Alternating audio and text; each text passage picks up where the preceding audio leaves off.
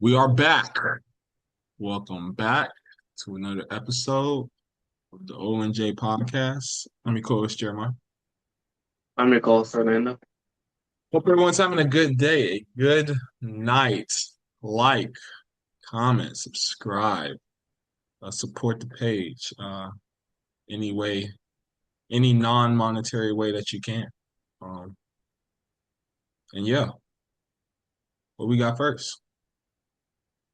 Well, first news just came out. The Magic have hired a head coach. After it's been what, 2 months, I think it's been close to 2 months since the firing of Coach Mosley. They have done their due diligence and they have hired a head coach. And I am not crashing out right now because it is not Billy Donovan. Um, If you remember last time when we talked about Coach Mosley getting fired, I was like, I will crash out if we hired Billy Donovan. We did not. Instead, we hired Sweetney from the San Antonio Spurs coaching staff. Um, Looking at his pedigree, he seems to be somebody who's very defensive focused. A lot of people are giving him credit for San Antonio Spurs' current defense and structure on that end. Mhm. Apparently, he's been a big part of that. So I'm excited for that. Um, Very excited. He's been in the league for a while. I think he was in a lot of Jason Kidd's coaching staff previously, before heading to San Antonio. Um, bright things to look forward to. Hopefully he could bring that culture over here to the Magic.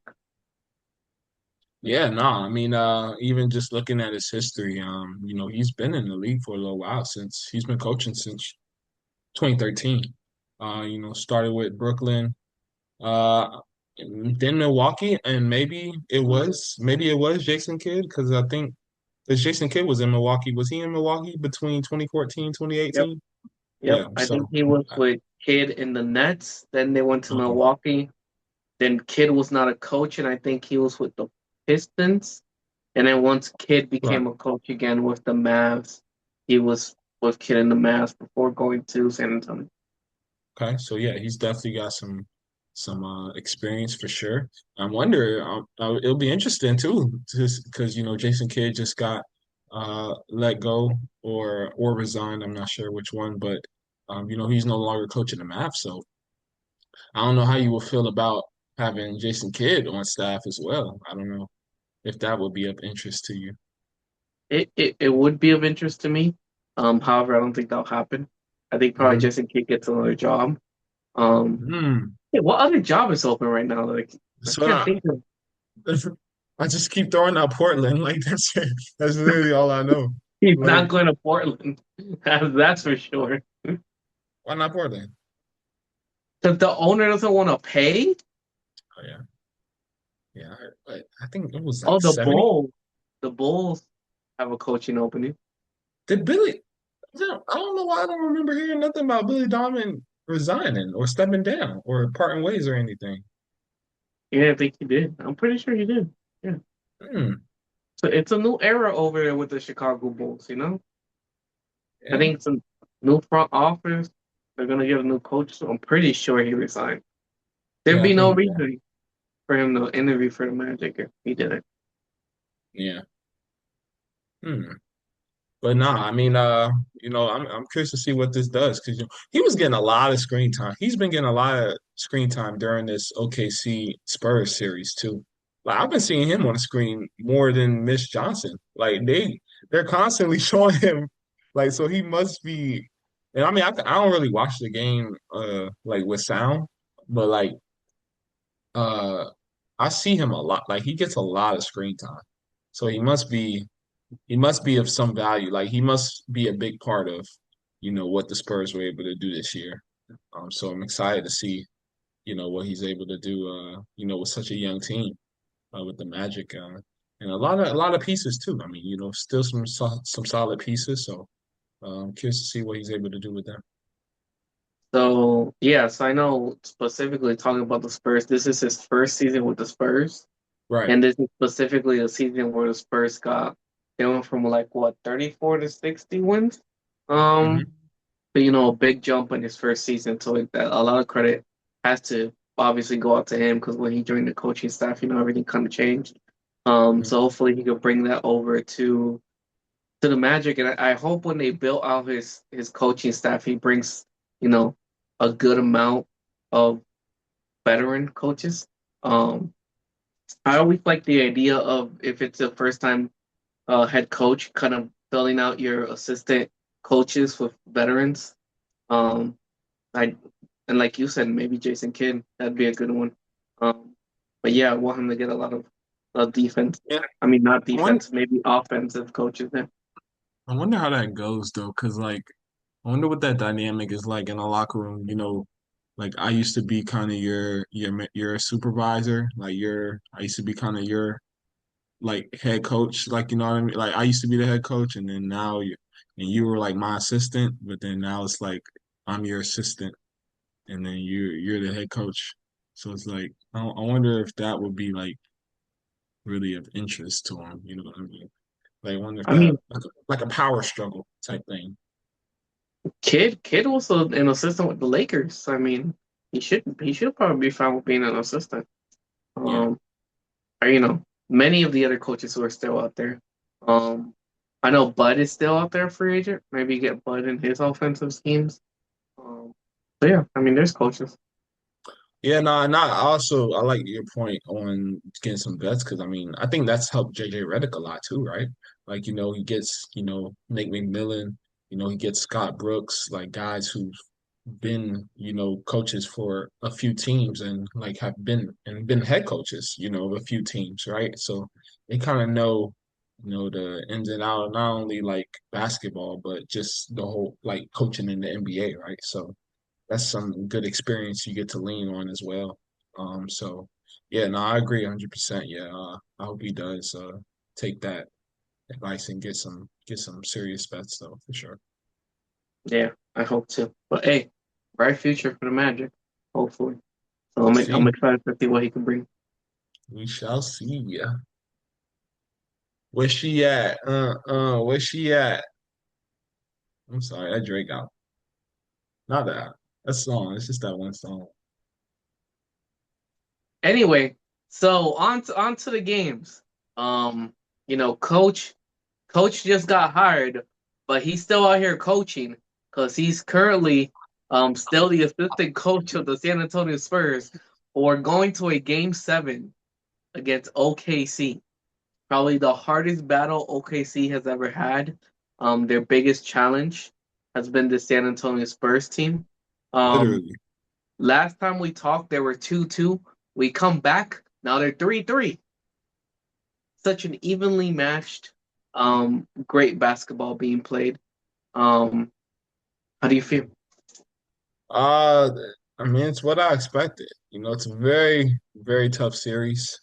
Um, you know, uh, No, they Spurs were up for double digits most of the game, so they pretty much had control. They did not let up. And it's scary, man. Like when Wemby wants to dominate and like his game is on, like it's pretty much game over essentially. Like, it's tough. He just has a certain for him to be so young, like you said, he's in his third year. And for him to be kind of leading huddles, kind of like, let's go, like talking like that as a 22-year-old. As a 22-year-old, I'm 25. So like a 22-year-old, third year in the NBA, leading teams, you've got vets like Bismack Biyombo, Kelly Olynyk, but you have your 22-year-old, your best player, and not only a 22-year-old, like he's your best player, your superstar, and he's kind of the one bringing the team together, kind of hyping them up, just giving everybody some juice, like, just hyping the team up. But yeah, I mean, he's tough though. I mean, when he just wants to dominate a game, like Spurs could probably beat. dang near undefeated. I mean, but it's definitely going to be a tough matchup.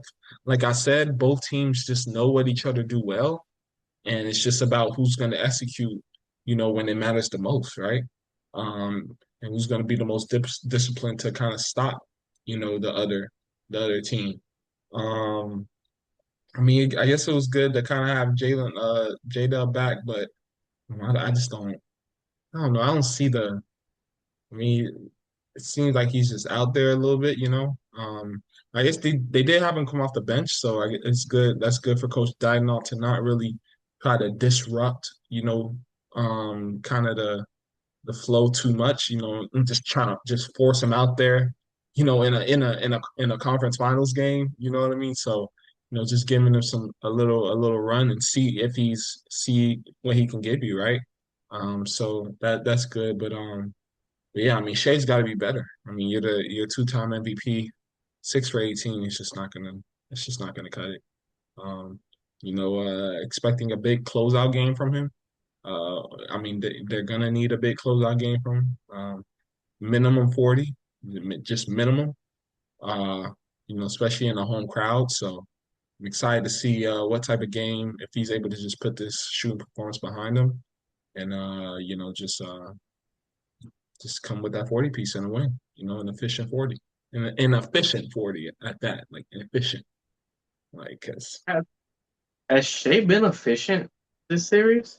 I don't think he has, uh right? I think he's been not inefficient. not too much. His best game statistically was probably the game 2 win where he shot 50%.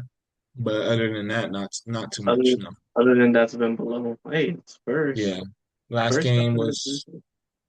yeah, last game was 33%, game for that 36, game for that 40. Damn. Game in game 1, with the two overtimes, 30% from the field. Damn. Damn. I Oh, remember. I think it's funny because I remember we were when we before this series, like right before this series started, we were talking about. I think that's when Shea ended up getting his MVP award, and we were talking about how he was shooting 55% throughout the season, and that's why he got the award. And then you come into this series, and then he's shooting 30%. Kind of crazy. But I guess that really goes to show the the good and intensive defense that the Spurs play, but at the same time, just kind of the more intensity that people bring in the playoffs, um, compared to that regular season. Um, and then I also wanted to touch. I know you were talking about J Dub. I don't know if you saw the report. They said there's a possibility he might have got re-injured. Um, I'm sorry. I'm sorry. They said he might have re-injured the injury by playing last game. I think they said he's questionable for game 7 now. I'm guessing you haven't seen the report. thanks for the breaking news, buddy. I'm sorry. I mean, I just saw one report, only one, before, like right before we hopped on, that I was on Twitter. Um, so hopefully I'm wrong. Hopefully it was just that one person. Because I didn't see any additional to back it up. But yeah, He played 10 minutes. Like, was it worth it? Like, geez. Like we really got. I hope AJ Mitchell's is back because he's definitely needed, for sure. I think they said he would be back for game Okay, 7. because that's a good sign because yeah, we need as much offensive firepower as we can get. You know, like you said, Shea hasn't been the most efficient this series. Besides game 2, but um, it's gonna take a team effort for sure. Because Wemby and that team, I mean, they're they're not scared. You hear every almost every game. They're a year ahead of schedule, right? So it's like if they lose, they lose, right? So like, okay, we were a year ahead and we made it to the Western Conference Finals. But if they win, then. it's tough, right? So it's like they're kind of playing with that, they're playing with confidence for sure, but they're also playing with the like we're not even supposed to be here, so let's just make the most of it. You know what I mean? So that's definitely a tough matchup to go against, especially in a game seven, Western Conference Finals. But yeah, we'll see though. We'll see how that goes. So I don't want to harp too much on it. Because I know you probably don't want to talk about it. Um, but going back to J Dub, What do about it? you do you have fears of his health, long term and in the future? Because this he's been pretty hurt this season. Um, it seems like. So I don't know if you have any concerns or if any of that has come to your mind that he's been so hurt this season. How is he gonna stand up for future seasons? Um, Also, I just looked it up. I think AJ Mitchell might be ruled out for tomorrow. So Well, yeah, my it's bad. looking spooky. It's looking a little spooky. Looking a little spooky. Am I concerned? Wasn't just to confirm. Am I concerned about his long term health next year, or are you just Yeah, long term um health, next year and oh 2 years. um I don't think he should have been playing at all, to be honest. Uh, like, and I mean that's the thing. Like, this is this is playoff basketball, right? So it's it's not regular season to where, like some like and I mean I don't know this for sure, but just from the looks of it, from the looks of certain games, like I don't think like every player, every team doesn't play a full 82. Like and by a full 82, I mean like a like the intensity that you see in certain playoff games, like you don't get that full 82 from teams. Like you may get I don't even know what's a good percentage, maybe 60 games. I don't know. Is 60 even a lot? Like maybe 50? I don't know. But like playoff intensity, just like to sum it up, though, playoff intensity is different. I mean, it's like win or go home, right? So it's like and players are getting more and more in shape, right? Like the more games that they play, the better shape that they're gonna get in, you know what I mean? And the more that they're gonna like kind of get into it to want to win. So you're throwing a person who has an injured hamstring out there in the midst of all of that, and he's trying to get his conditioning back up. And his conditioning may not be on a playoff Western Conference Finals win or go home type of level because I mean he hasn't really had the chance to, of course, with his injury and everything. So it's like, why even put him out there if he's not like really ready? And I mean, and then yeah, I guess, and yeah, you're gonna get some backlash, of course, like tough it out, you should play. But I mean, at the end of the day, you got a career, and I mean, you won a championship, you know, and you got to, you want to give yourself time to, win more championships, right?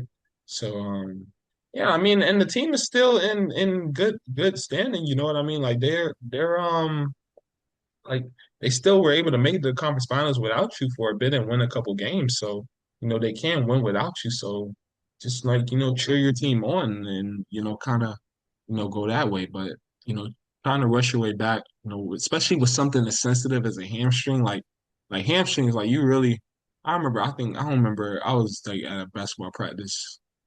I forgot what was it? I don't remember if it was my quad or my hamstring, but I like strained something and it was bad.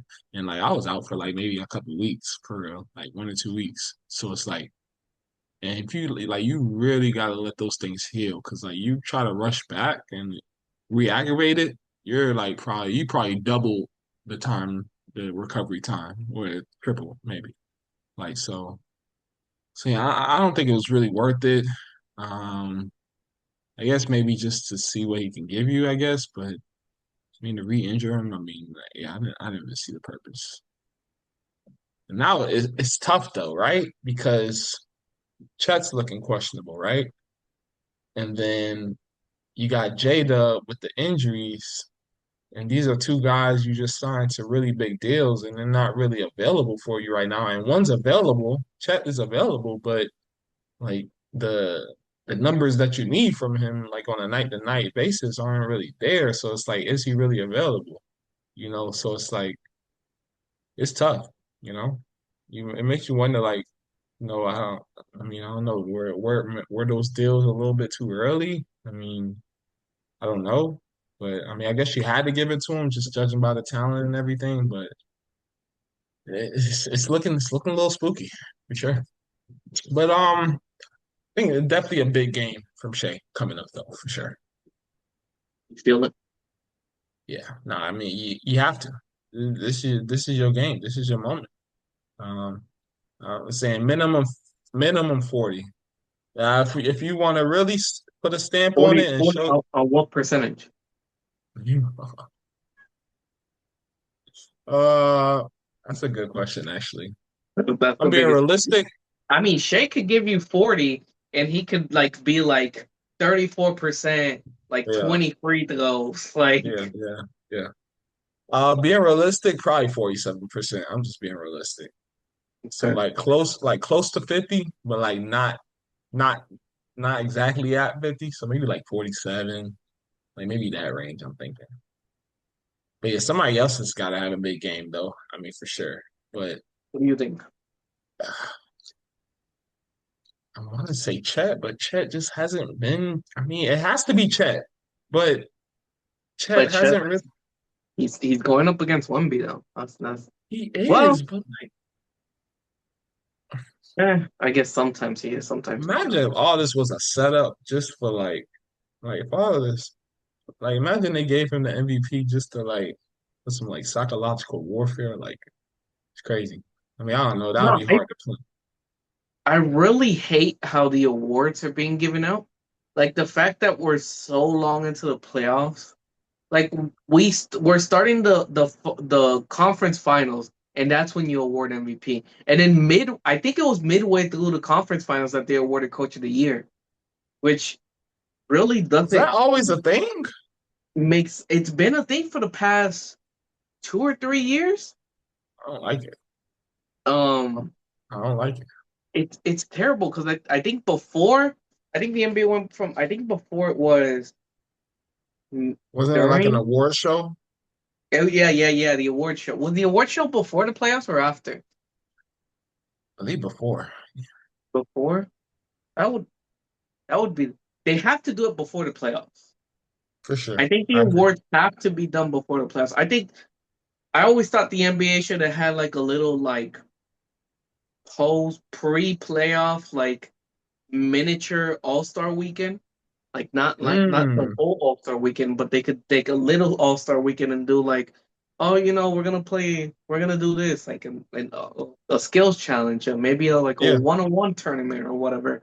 Just something yeah. to get the excitement up, and then throughout that, then they start handing out the awards. That'd be kind of fun. I That think the would be NBA fun. should do that instead of like conference finals are happening. Congrats, you win the MVP. Like, oh, congrats. The coach who was knocked out in the first round gets coach of the year. Even though he lost 3-1. Like stuff like that. Mm. It it doesn't make sense. Yeah, nah, yeah. They definitely got to change these awards because I mean, it's just so spaced out. Like you gotta wait. You gotta announce defensive player. Then you gotta wait a couple more weeks for MVP. Then you gotta wait a couple more weeks for coach of the year. Then you gotta wait for most improved player. Like it's I don't know. It's stressed out for no reason. I mean, but yeah, I think this is gonna be a tough one. Definitely gonna be a tough matchup coming up. Uh, I mean, the Spurs are definitely gonna bring their A game, for sure. Um, they have so many ways to I just get at you. Oh, go ahead. um I just want to also give. I know we went straight into we kind of went straight into game 7. Um, and didn't touch too much on game 6, but I think I have to give you a shout out for that game. Just because I remember our last podcast, we were talking, and I was asking you for this next game, should they focus on stopping Wemby? or should they focus on stopping the whole entire team? And then you said they didn't stop Wemby. And then in game six, that's exactly what they did. They stopped Wemby. I think he was like 4 or 15, something like that. Um, and they stopped him so bad he he skipped media and the press and everything. Oh, It oh, was you talking about crazy. game five? Yeah. Game five. My Oh, oh, yeah. My bad. That's uh, what I mean. yeah. I got you. Nah, I mean, yeah. I mean, you got to though. I mean, he's the head of the snake, you know.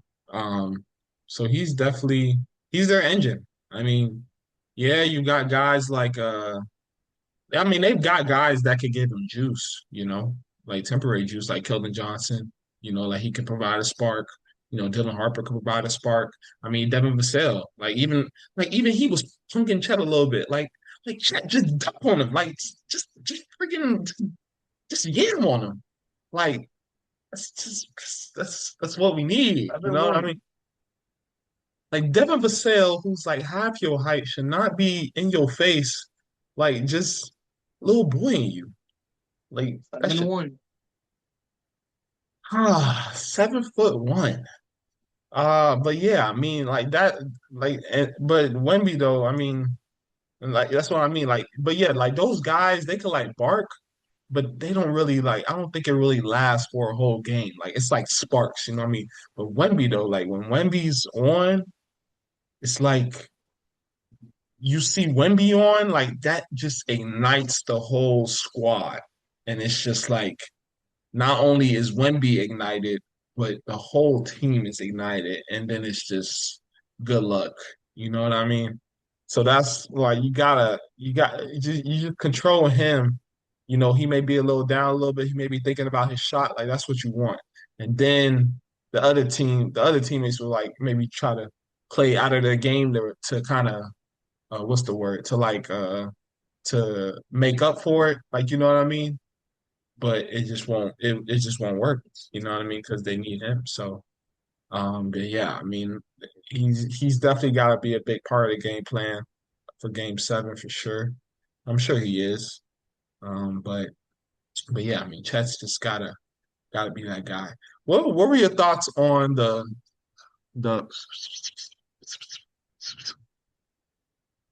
and then and then it's like boom foul on McCain. Boom Olenek fouls McCain. Boom Biombo fouls McCain. After and remind you, this is after the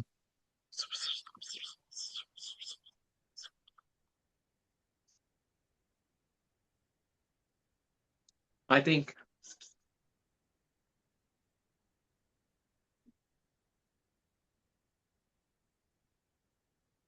you agree. maybe, but what I would add is like, this, watching this thing. You're right. I think that's what happened. You know, I think Wemby was probably like I think Wemby said I think people were saying he said knock him out, but I think what he probably really said was like y'all really gonna like let y'all like remember when you caught your son watching his TikToks? Like now's your chance. Like to you know what I mean? Like take him like to make sure he can't make like no more TikToks. Like you know what I mean? Like something like that. But no, that was crazy. That was like some mafioso, like that was like some mafia, like some. It'd be like that. Mind It'd you, be he's like that. 22. He's 22, bro. Bismack and Kelly are probably like 34, 35. But So it's like, they're on the team for one reason and one reason only. which is what? Protect Wemby and do whatever he says. Like that is wild. That is wild, bro. But nah, I mean, but yeah, it's gonna be a good game 7 though. I'm excited. It's definitely probably gonna be toughest matchup, toughest game of the season for sure. Probably for both squads. Um, but yeah, I mean, it's gonna be fun though. I'm excited. I'm excited Okay, see, this one I may have to step out for this one. No, I don't know where. Maybe yeah, this is big. This is like, I mean, who's going to New York? You know, are we gonna see Wemby in New York in MSG, or are we gonna see Shea in MSG? I mean, well, we'll see.